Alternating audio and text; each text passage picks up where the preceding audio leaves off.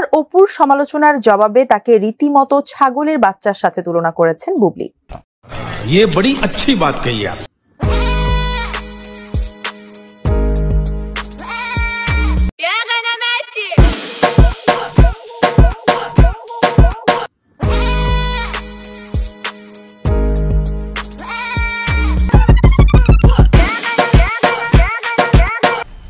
मजा आया और मैं ये जो मजा है हिंदुस्तान के हर व्यक्ति को देना चाहता हूं।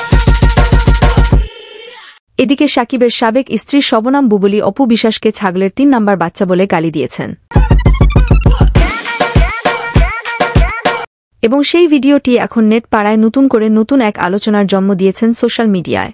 শাকিব খানের এই দুই স্ত্রীর সাথে যদিও শাকিব খানের সময়টা ভালো যাচ্ছে না, কিন্তু অপু বিশ্বাস ও শবনম বুবলি কেন জানি শাকিবের পিছন ছাড়ছেন না।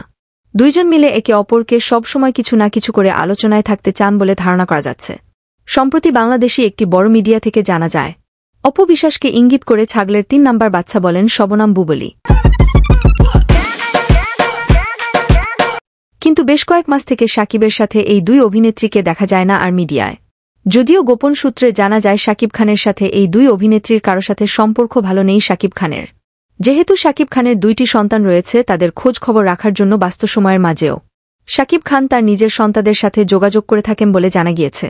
তো প্রাণপ্রিয় ভিউয়ার্স, এখন আপনারাই বলেন অপু বিশ্বাস না শবনম বুবলিকে আগে ঝগড়া করে আলোচনায় জড়ান? তা আমাদের এই কমেন্ট বক্সে কমেন্ট করতে ভুলবেন না। ছাগলের 3 নম্বর বাচ্চার মতো তিরিং বিরিং করে অপু বিশ্বাস।